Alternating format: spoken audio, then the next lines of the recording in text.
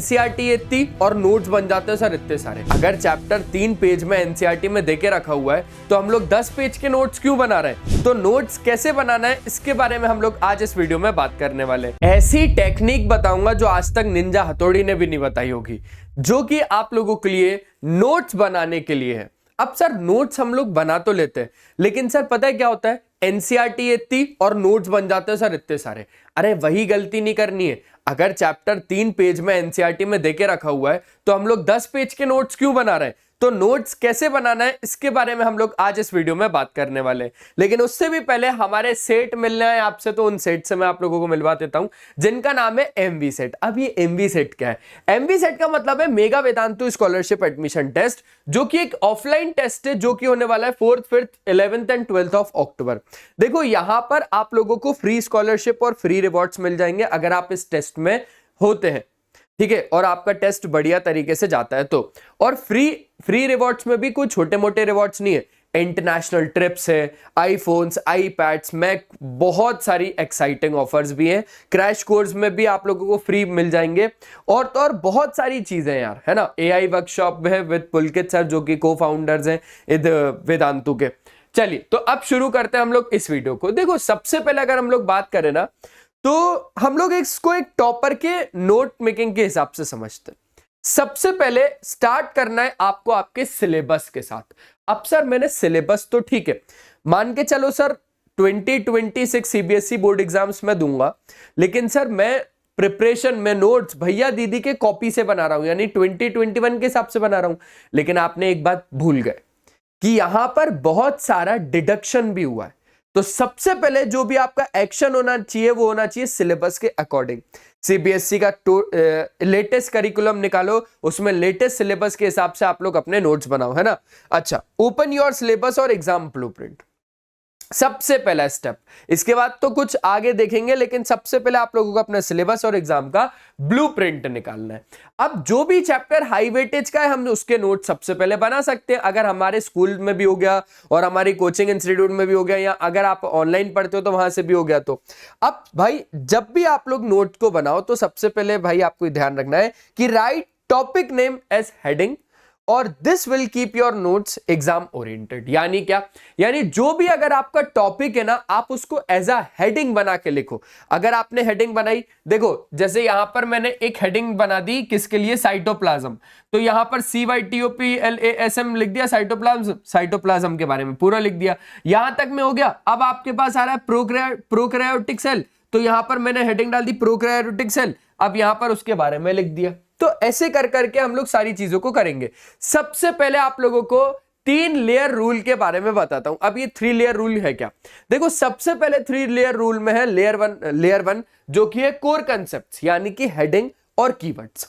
जो भी main topic है उसके बारे में मैंने आप लोगों को बता दिया कि हेडिंग क्या आना है, हम किस टॉपिक के बारे में नोट्स बना रहे हैं।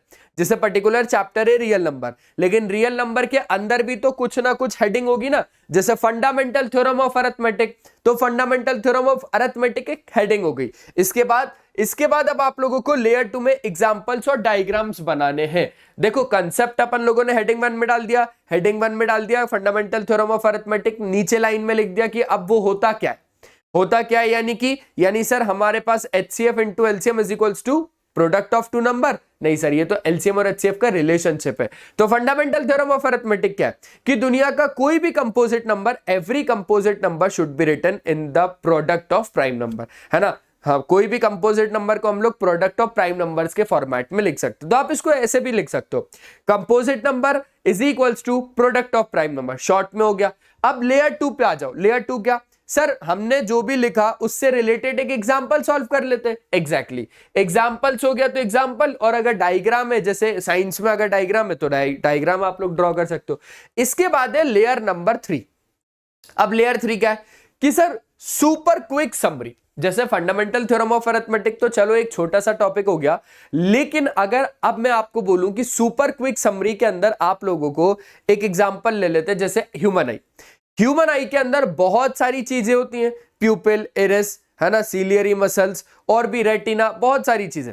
अब इनकी डेफिनेशंस भी होंगी, लेकिन अगर हम लोगों को एग्जाम टाइम में पढ़ना है तो हम लोगों को सुपर स्टडी नोट्स बनाने होंगे भाई, कि रेटिना एक वर्ड में याद आ जाए, क्लिक हो जाए। अब उस एक वर्ड रेटिना में हम लोग ये जानते हैं कि retina acts as a screen, है ना, वो स्क्रीन की तरह एक्ट करता है, यानी सारी की सारी इमेजेस रेटिना पे बनती है, रियल एंड इन्वर्टेड बनती है, हम सारी चीजें जानते हैं। अब इसी को आपको एक वन वर्ड में लिखना पड़ेगा कि retina is equals to screen. अब जैसे ही मेरे को क्लिक हुआ, अब रेटिना के बारे में तो मैं कहानी भी लिख सकता हूं एग्जाम में जाके। ऐसे सुपर क्विक समरी नोट्स बनाने आप लोगों को लेयर 3 के अंदर, ठीक है। तो ये 3 लेयर आप लोगों को रूल याद रखना है। इसके बाद अगर हम आगे की बात करें तो यूज स्मार्ट फॉर्मेटिंग। अब भाई देखो, हम लोग पता है क्या करते हैं, हम लोग ना कुछ चीजों को अच्छे तरीके से नहीं प्रेजेंट कर पाते। मैं आपको बताता हूं, आप लोग स्टिकी नोट्स का यूज करो।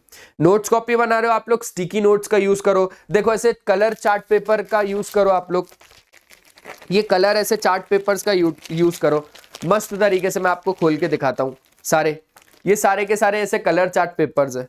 ब्लैक भी है, ब्लू भी है ना, black colour wow, blue colour wow, magenta colour, oh my god wow. ऐसे बहुत सारे कलर्स अगर आप लोग अच्छे तरीके से यूज करोगे ना, क्योंकि यार यही चीज तो होगी जो आपको पढ़ने में मजा आएगा। बाकी नोट्स अगर नहीं बनाओगे तो फिर पढ़ने में कैसे मजा आएगा।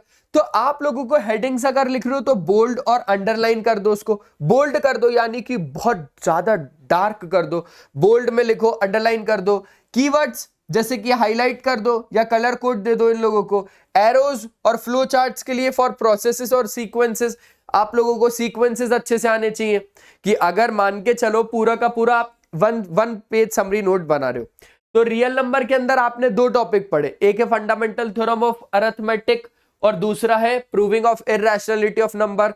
अब यहां पर आपने और पढ़ा है तो और उसके बारे में लिख दो, या तो फिर सीधा इसके बारे में लिख दो। प्रूविंग ऑफ इररेशनैलिटी ऑफ नंबर में क्या पढ़ा उसके बारे में लिख दो। ऐसे फ्लो चार्ट में भी बनाओ। अगर टेबल से तो for comparison toppers love table, save time, यानी कि टेबल बनाते हैं भाई टॉपर्स लोग, ताकि उन लोगों का टाइम सेविंग हो। तो ये चीजें आप लोगों को ध्यान में रखनी है, ठीक है। Make notes active not passive, यानी मैं आप लोगों को सीधा सिंपल एक बात बताता हूं, कभी भी नोट्स को कॉपी पेस्ट करो ही मत। अपने वर्ड्स में पहले पूरा कंसेप्ट पढ़ लो। कंसेप्ट पढ़ने के बाद जब आपको वो पूरा कंसेप्ट आ गया, अब बैठ जाओ नोट्स बनाने। यानी एक एग्जांपल लेके दिखाता हूं। जैसे मान के चलो मैंने पढ़ा, इंग्लिश पढ़ लिया। इंग्लिश में एक चैप्टर है ना, अ लेटर टू गॉड। अब उस पूरे चैप्टर को जब मैंने पढ़ा तो पढ़ने के बाद मुझे ये पता चला कि अच्छा, अब इस पूरे चैप्टर को मैं क्रिस्प फॉर्मेट में खुद के वर्ड्स में लिख के देखता हूं। जब मैंने लिखा तो मैंने भाई अपने ही आपसे क्वेश्चंस भी पूछ लिया मार्जिन में। क्या, जैसे एक क्वेश्चन है यहां पर कि why did Lencho write a letter, Lencho ने लेटर लिखा ही क्यों। अब इसी क्वेश्चन के अंदर तो पूरा चैप्टर कवर हो गया, हाँ या ना। तो ऐसे ही करके आप लोगों को भी सोचना है, ठीक है। क्वेश्चंस आप लोगों को साइड में बनाते जाना है।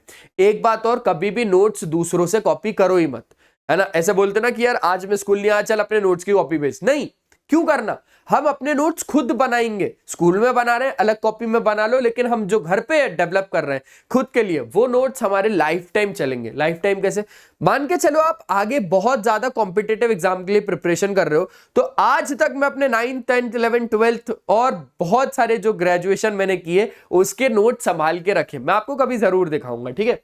चलो, रिवाइज विद ब्लर टेक्निक। अब ये ब्लर टेक्निक क्या है, टॉपर लास्ट मोमेंट पे सही बताऊं तो नोट्स भी नहीं पढ़ते, सिर्फ और सिर्फ क्या है, बस वो उनको टेस्ट करते हैं। दे टेस्ट देमसेल्व्स, यानी क्या, यानी cover keywords with a paper, try to recall, write rough answers from memory, check with notes. यानी क्या, यानी आप लोगों ने जो लास्ट में सुपर टाइम सेवर समरी बनाई थी ना, उसका ही यूज, उसको ही देख के बस टॉपर एग्जाम क्वेश्चंस देने जाते हैं, ठीक है। समझ में आया। Keep notes compact. अब मैंने जैसे कि स्टार्टिंग में आप लोगों को बोला एनसीईआरटी है 100%, अपन नोट्स बना रहे हैं 200%। तो एक चैप्टर में अगर 100% है तो अपन नोट्स उसका डबल थोड़ी ना बनाएंगे यार, 200% थोड़ी ना बनाएंगे। तो your notes should be 20 to 30% of the original text book size. समझ रहे हो, एक चैप्टर मान के चलो एनसीईआरटी में 10 पेज का है, तो 10 पेज का अगर चैप्टर है एनसीईआरटी में, तो अपन 30 पेज या 50 पेज के नोट्स थोड़ी ना बनाएंगे, हम लोग बनाएंगे मुश्किल से मुश्किल कितना, 10 पेज का है तो 3 या 4 पेज में हमें पूरा चैप्टर खत्म करना है वहां पर, ठीक है। This makes last day revision super quick. चीजें समझ में आई? पक्का। चलो अब प्रो टिप देता हूं भाई कि कलर कोड आप लोग स्मार्टली यूज करो, जैसे ब्लू या ब्लैक को नॉर्मल कंटेंट के लिए आप लोग यूज करो, ग्रीन को आप लोग एग्जांपल या एक्स्ट्रा पॉइंट्स के लिए यूज करो, रेड को आप लोग super important exam questions formulas के लिए यूज करो, या पीवाईक्यूज के लिए भी यूज कर सकते हो इसको। समझ में आया?